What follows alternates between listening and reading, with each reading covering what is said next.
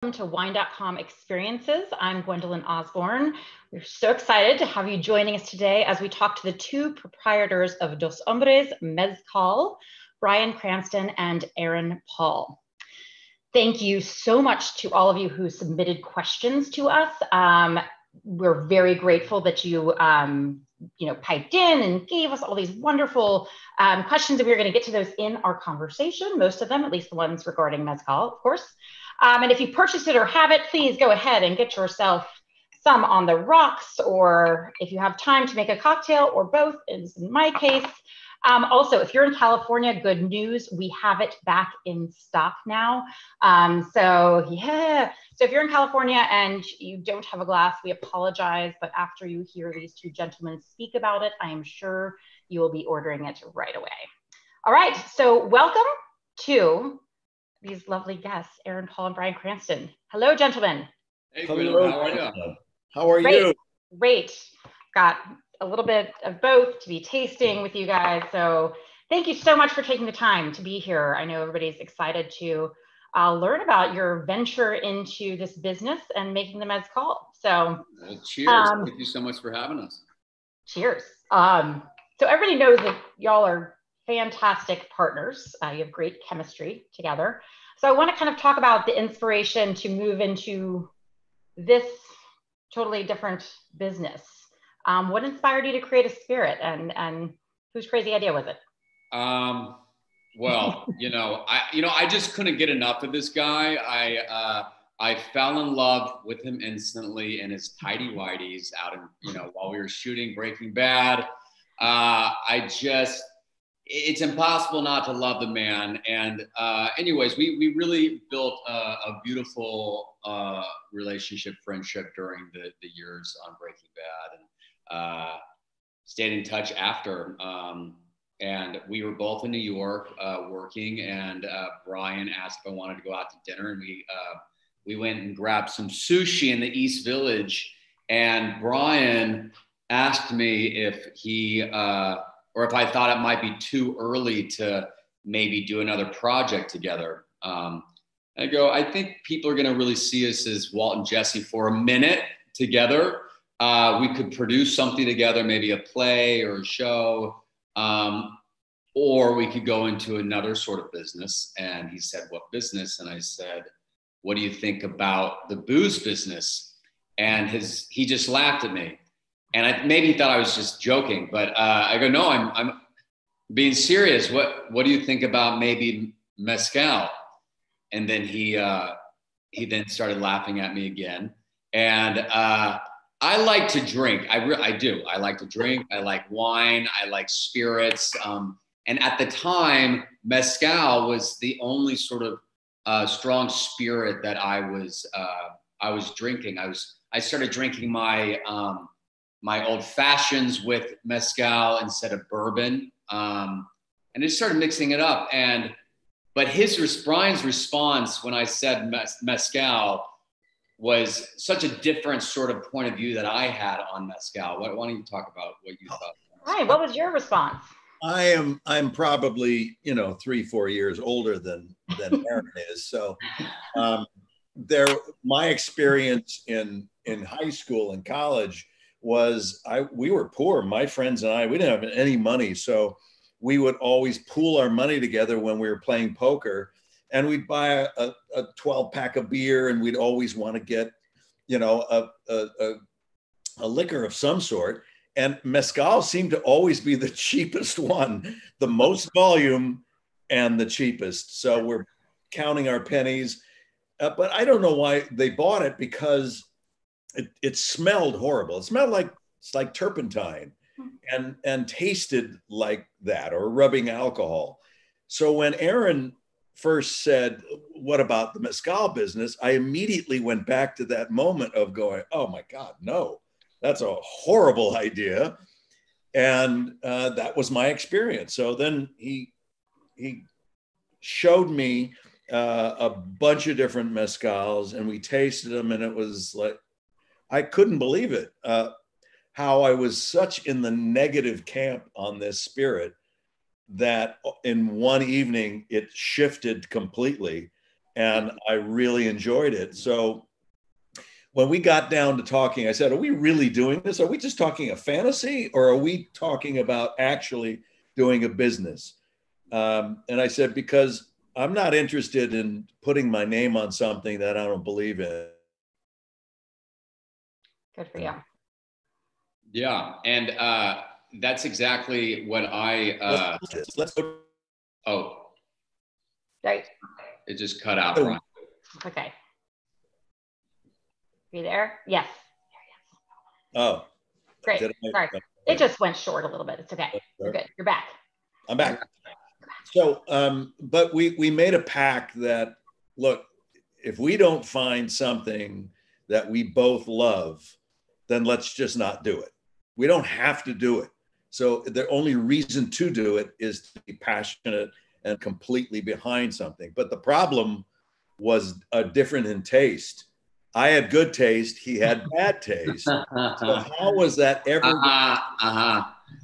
Gentle. No, I don't look, I don't mind in a spirit. I like to drink my spirits just neat. You got to really taste the quality on its own. And I also love mixing in the cocktails as well, but you have to taste it on its own and appreciate what it is in its pure raw form. And so I don't mind sort of the aggressiveness of a Scotch or a strong whiskey, as long as it has some good quality behind it. Bryan loves to be seduced, romanticized. Yeah. It's all about, seduction, always, from day one, all about seduction. There's nothing wrong with that. There's nothing wrong with that. And I don't mind getting slapped around a little bit.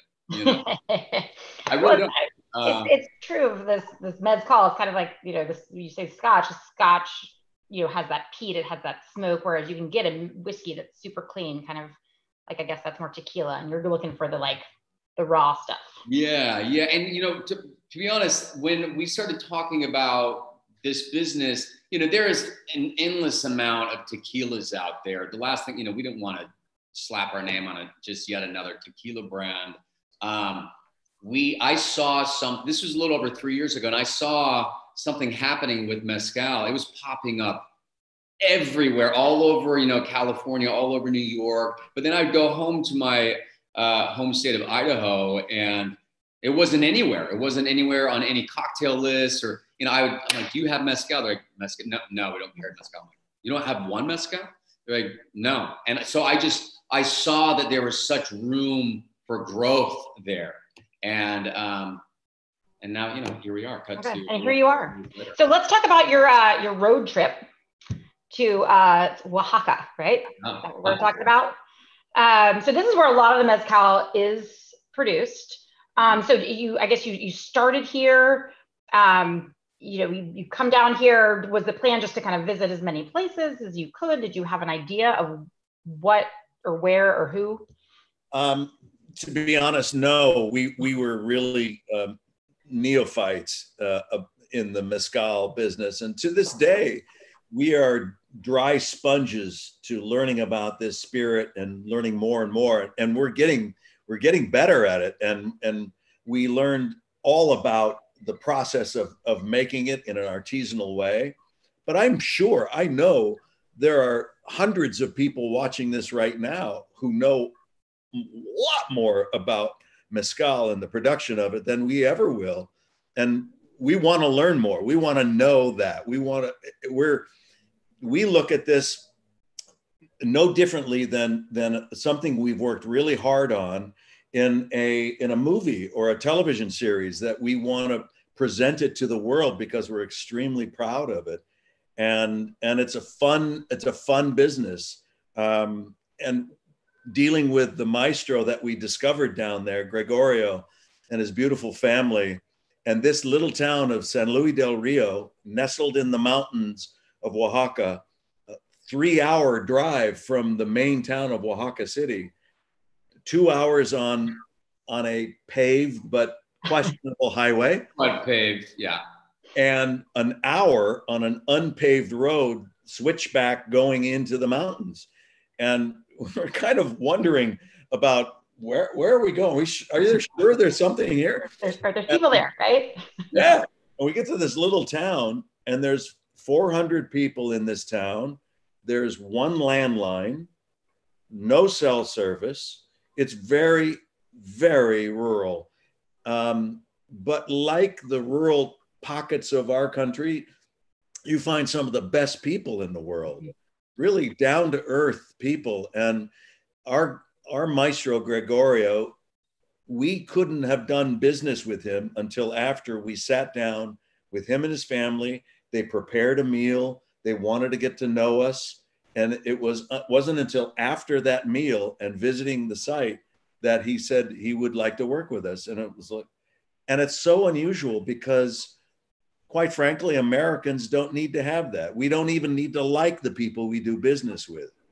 But that is so beautiful that they needed to not only know us, but like us. And the times we've gone down since, we've gotten closer to the family. And it's such a great experience. We can't wait to go again. We're going to, well, hopefully if the world opens up again, we have another trip planned later this year. Yeah. That's fantastic. So what led you when so you taste it while you're down there. They were already producing it, correct? Yeah, he's a fifth generation that they can track it back. He believes it's, much further than that, but fifth generation mezcal maker. And we had tasted a lot of mezcal leading up to this particular this village in this plank, and we tasted a lot of different mezcals in this village, and we were on our way out, and we still had not found one that we both fell in love with. And again, to reiterate, like Bryan and I, we were ready to walk away. If it was not something special and unique, we shouldn't do it. The last thing we want is to have a product on the market and people taste it and they're like, this is awful, And so we were on our way out, and this guy comes running up to us, said, "Hey, there's one more planka that you can take a look at. It's not on the tour, but it's a bit of a trek. You have to take off your boots, hike up your pants, and hike through a river, and then go, literally like whacking down like bushes as we're going down this trail." And we just thought, yeah, that sounds like a cool experience. Let's just do it. And we stumbled upon this operation that, no joke, it looked like a meth lab in the middle of nowhere, and we're like, oh, this is perfect. Please be good. Please be good. But we saw these donkeys out there. That's why. There we go. They're huge. I just didn't know if you guys had some weird inside joke there, which I'm very glad. We love donkeys, and we consider ourselves donkeys. So, but yeah, we sampled it, and we looked at each other, and didn't say anything, and then we sampled it again. Well, first we smelt it, and then if it doesn't smell good, then there's no reason to even taste it, And so we smelt it, right? This is incredible. And then we just like, is this the one? This may be the one. And it just felt, I don't know, it was like this aha moment. Okay. So let's smell it and taste it for anybody who may be joining us who has some in their glass. So tell us about the ahas in here. I mean, what's ahaing to you? What's great about this is that there's distilled agave and water. That's the ingredients. But what's wonderful about this is that in this little mountainous area, San Luis del Rio, there's a lot of fruits and flowers. There's mangoes and wildflowers. There's bananas. There's all these other kinds of fruits.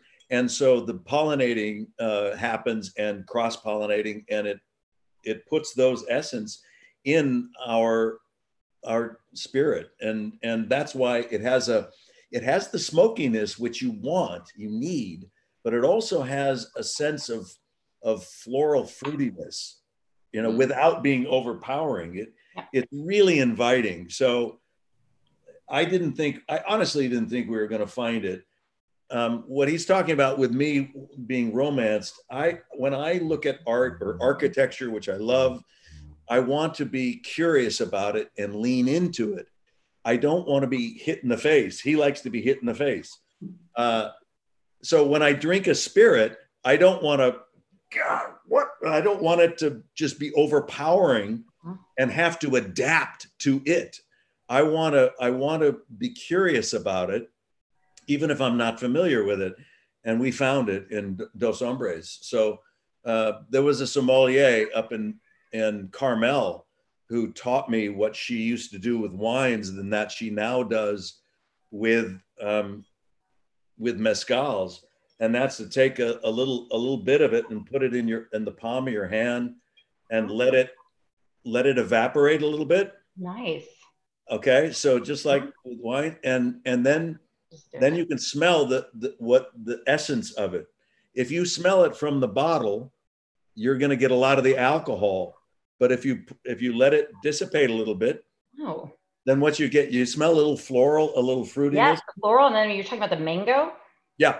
Mm-hmm. Yeah, I like that. I do a lot with wine and spirits, but yeah, spirits are sometimes all you get is the alcohol, especially if you're like me, very used to wine and kind of the subtlety of that. This kind of brings out those subtleties, and that's really a pretty great one.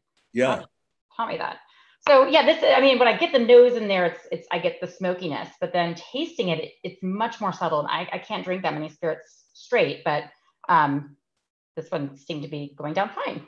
But I good. So I know, do you both enjoy it neat? Do you sometimes do a cocktail? I did both. I made the spicy grapefruit because your website, for those of you looking for great cocktails, the website has amazing ones. I made a spicy grapefruit. It has a little bit of chili pepper in it. The tart and the spice kind of bring out that smokiness. Well, I knew that Aaron would have to find someplace to put in the chili pea. It's just like from Breaking Bad. It is my signature. It's an adulterant. You shouldn't put it in there. It'll corrupt the entire batch. Yeah. I like it. Do you have a favorite cocktail, either of you, with this? Oh man, I mean, I tend to drink it on a large. We were just talking about before, but a large cube or a large, sphere ice cube. But that's not a cocktail. But she's asking like how do I like? How do you like it? I consider this a cocktail. I mean, it's ice, and it does melt if you're. But I make all different types of cocktails with it. Right now. I'm making. I infuse some mezcal with these California chilies, these dried California chilies, and so I pan-seared some chilies, and so they would blow up a little bit, and then I want them black so they get charred a little bit, and then I would put the seared chilies into a bottle of mezcal and leave it overnight, and the actual juice turns red, and then I would take 2 ounces of the Dos Hombres, the infused chili Dos Hombres. I would do 3/4 lime, and then this artichoke sort of infused liqueur called Cynar. Do you know Cynar? Cynar. Oh yes, okay. I've seen that. It's a really unique flavor. When you're tasting it in a cocktail, you can't quite place it. You're like, what is that juice? And you just shake it up, and then you pour it over, or you just pour it in like a martini glass. But it's incredible. Well, yeah, this is good for people that don't have patience. For cocktails that don't take a day. No, right? It sounds amazing. I know. It's like, but I'm like, I don't. Yeah, but now you want to really. Now he's interested. Yeah, but if you really want, if you want a real unique special cocktail, it does take time. It's just like with cooking or baking, or you can just throw it on the rocks and enjoy it. Yeah. And it depends. It depends on the. I make a nice little mango, fresh mango and fresh lime juice with a little. Cointreau, and it's a great refreshing summer drink. When it gets hot out, it's really terrific. Um, but I also, because of the mango essence in there already, and it just kind of brings that out. So Yeah. it's nice. Also, I'll slice real thin a jalapeno and put it in the Boston shaker and shake it that way. So the oils of the jalapeno infuse the entire thing. So it's not just garnish sitting on top of a cocktail, but it's actually part of it. And I, you know, some of the great bartenders that I've watched, I learned that from them. And it's like, that's the way you make that. That's right. Yeah. And it does, because, well, this is the kind of spirit that you can put some spice into, and you know, that kind of savory aspect of it. Yeah. You know what else is great? What I found in a lounge in New Orleans, at the Delta Lounge in New Orleans, is replace vodka with Dos Hombres in a Bloody Mary. Ooh, that's good. Yeah, I like that idea. Think about it. Vodka is like almost no taste. Bland. It's bland. Yeah. That's the whole point. That's the whole idea. Yeah. And this has that smokiness that goes with the spicy tomato. Ooh. Yeah. All right, done. Next Bloody Mary that I make. So speaking of that, though, are there, you know, another popular question that came through with a lot of people who are joining us tonight or today, depending on your time zone. Food, is this, would you put a cocktail with it with food, or just straight with food? Are there any ideas you have for pairings, or anything really? You know, it goes great with eggs and bacon in the morning. In the morning, you can put it on. Yeah, no. I honestly, it goes. It's great with like Taco Tuesdays. You know, any sort of food that has some sort of nice spice to it. Fish, you know. Yeah, I mean, it really goes with everything, to be honest. Okay. I usually hear that about wine, but not always with spirits. So that's good. So this is a fantastic mezcal. You guys did an amazing job, found a great partner. Are there plans to expand either on this particular? We're going to take over the world, Gwendolyn. That's the first for me. All right, I'm in. Yeah. There are. We have, this is an Espadin. It takes 6 years for each plant to come to maturity, to be able to be harvested into making our juice. And there are a multitude of others. Again, I would appeal to your educated viewers who know I think there's 150 some odd varietals of a lot of agave. And they make amazing mezcals. We love ours, but we also love others. It's fantastic. And we found one Tobola. I think we're going to be making a Tobola this year, and it's small batches because that plant takes 25 years to mature before it's ready for harvest. So you have one Mescalero.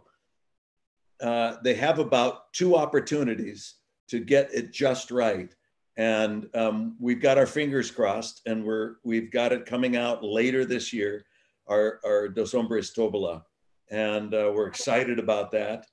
And the other thing we have coming next year sometime would be an añejo version of this. I was going to ask about that, reposado or añejo. Yeah, it's been being aged right now, and we're excited to see what qualities come out in that one too. Oh, perfect. And one other question that came in that people want to know. So going down there, have you been able to, I mean, there's a lot that goes into making a mezcal. You know, there's the harvesting, and then there's the baking and the cooking and the roasting and the mashing and all those things. Have you been able to be involved or watch or? Yeah, we're definitely, we've watched a lot of the process. I try to not get heavily involved. You know, I like to just sit back and let the experts do their You just don't like physical labor. Yeah, you know, let's be honest. I don't mind sitting back, kicking my legs up, and enjoying a nice glass. And Gwendolyn, the times that I've been down there, I've missed the harvest season. we're processing, and the processing is fascinating. It's just amazing how they do it. And on the bottle, you'll see we have it. It's governed. It says artisanal on it. Yes. Right. That's governed by the Mexican government. Denomination de origin protegida. Yeah. That's right. If there was any modern technology used in the process of Dos Hombres, we would not be able to say artisanal on it. This is the old world.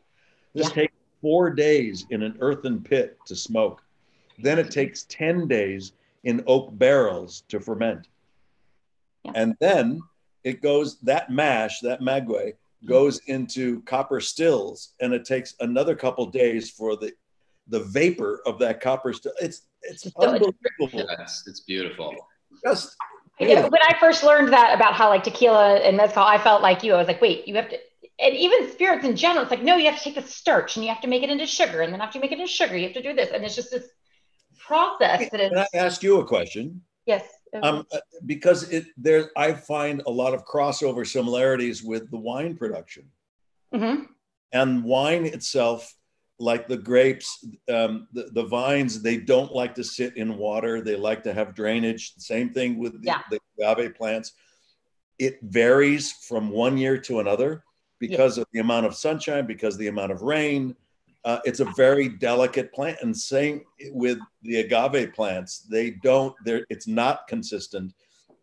It's delicate, and you hope for the right amount of rain and sunshine to be able to produce this beautiful plant. Well, in wine, that is very similar. There's certain areas, like in California especially, or Australia, that don't have a lot of the vintage variation because they have consistent weather. But there are certain places like Bordeaux or certain places in Italy that do have more climactic differences. But that's interesting because the thing with spirits, though, is they don't have a vintage, whereas wine is all the grapes picked just that year. And I'm guessing a lot of times it's the same, where these all were harvested that same year. Right. And each mezcal, no matter the company, each batch will taste just slightly different, and I remember when we were just bottling up batch number, was it 7, Bryan, where we get a note from Gregorio. He's like, oh, just wait until you taste batch 7. He was just so proud of batch number 7. And it's great. I mean, all of the batches are really high quality, but he was just really enthused with batch 7. It also is fascinating. Right in the field, Gregorio takes a copita, a little half shell, and he takes a straw with the first unfiltered mezcal that's dripping out of the tube. And he blows into it. And out of blowing into it, the amount of coagulated bubbles that forms indicates the ABV, the alcohol per volume of that particular batch. He comes within a fraction, or he's right on. And our Dos Hombres is 42% alcohol. So that's where it needs to be. And so he can adjust the alcohol content by a hotter fire, a cooler fire, how the vapors are coming. I mean, it's science, bitches. It's science. It's chemistry. It is chemistry. Come on.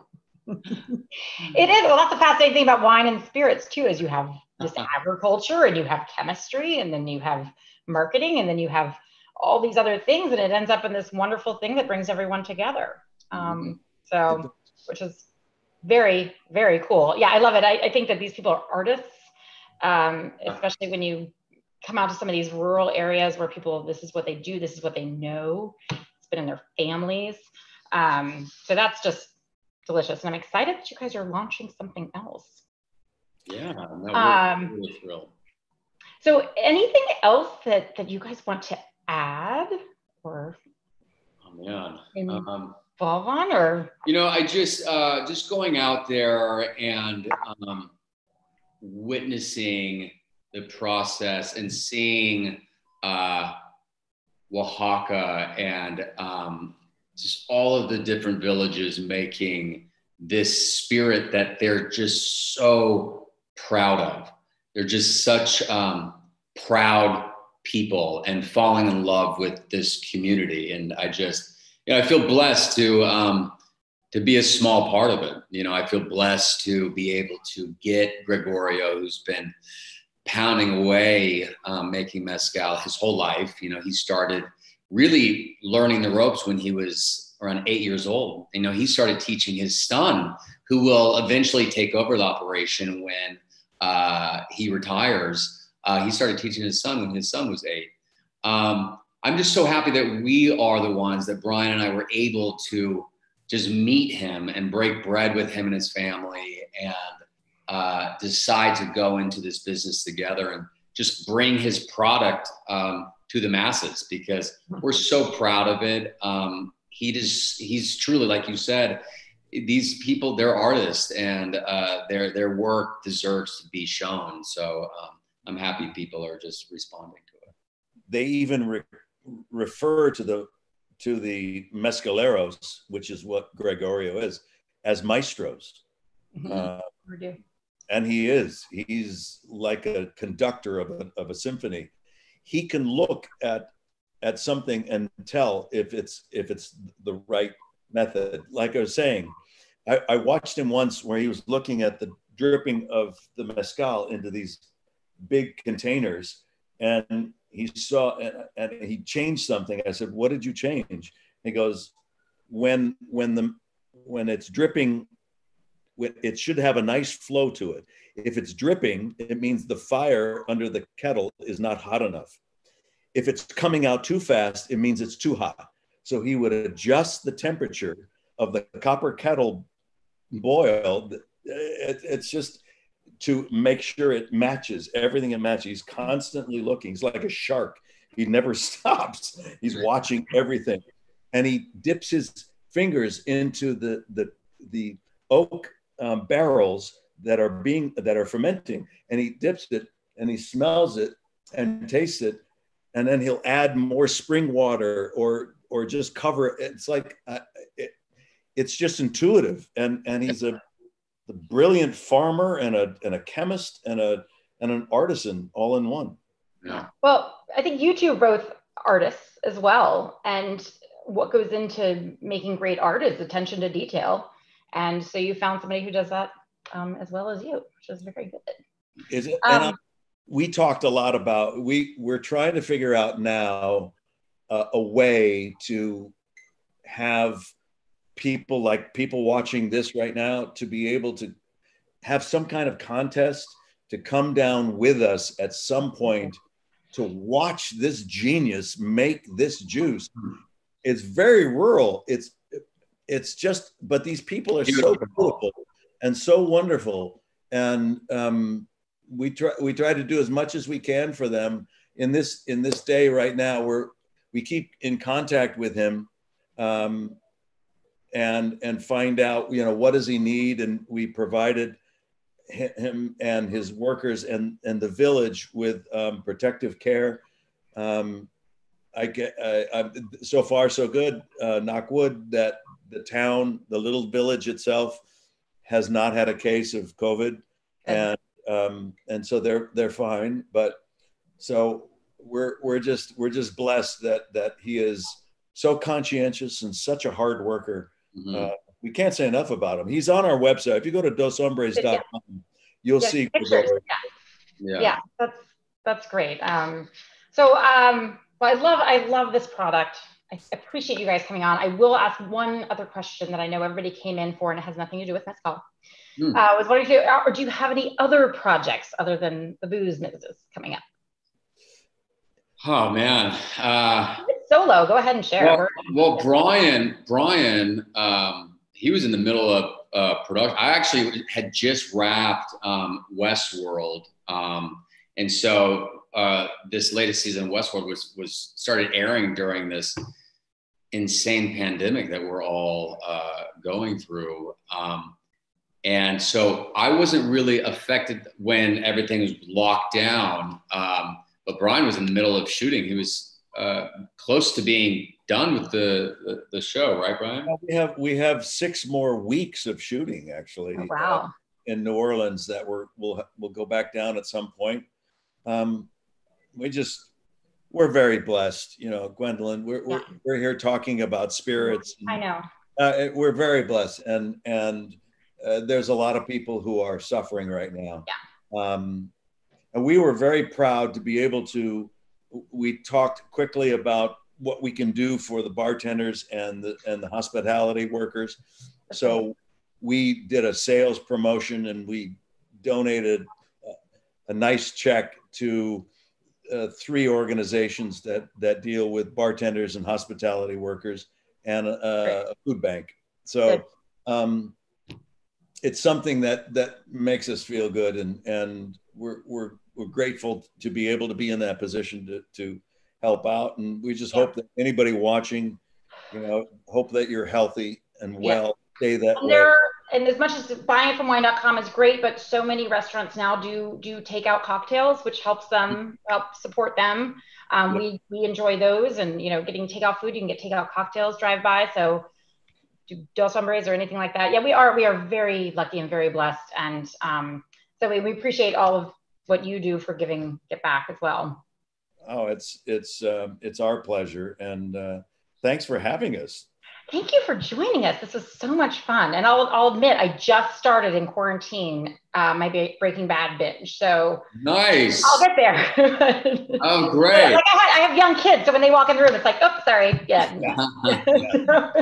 Well, you're going to really align your allegiance with Walter White, and again, I will keep you posted. That's bound to happen. Yeah. You know what? You keep us posted on that. Okay.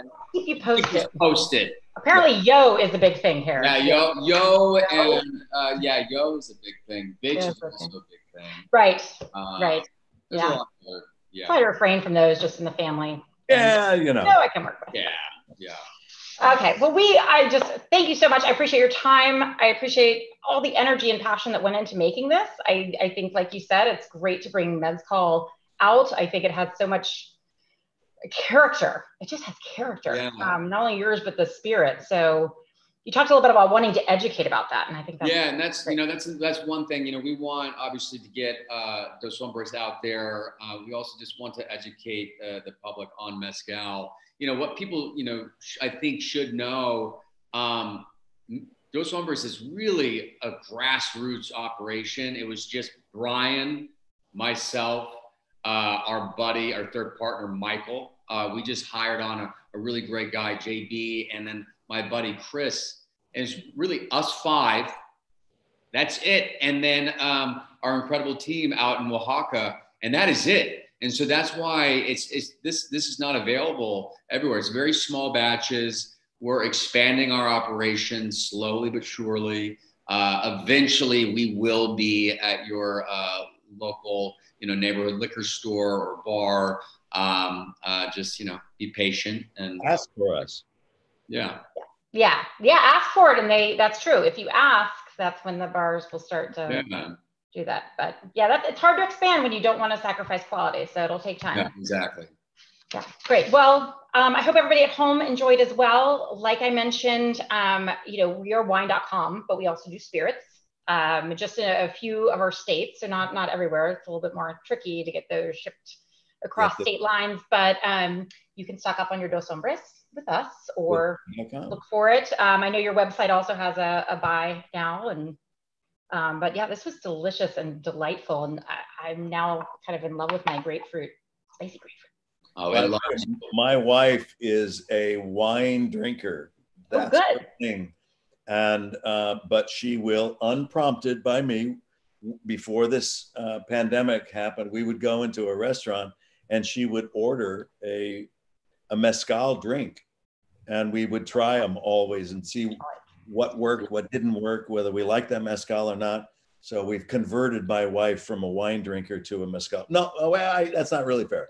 Not all the way. She will have a cocktail of mezcal. And then we go to wine. I'm with her. I'm with her. Okay with that? Yeah. I'm good with, I like it.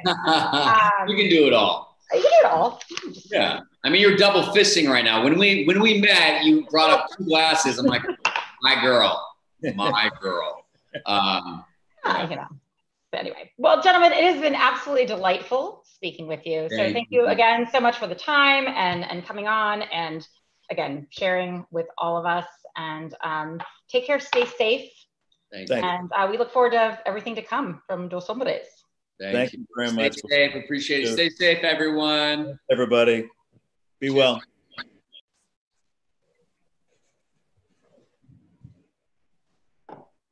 Very good. Thank you, Gwendolyn. That was great. Oh, are we done? It's both a science and a form of high art. It's made from the combination of grapes, sunlight, rain, soil, and time. It's raised up in the moments that matter. It's wine. And we are Wine.com. We have the largest wine selection in the world, online sommeliers with free advice, and now our powerful new app puts the entire world of wine in your hands. Wine.com. Seriously passionate about wine. Download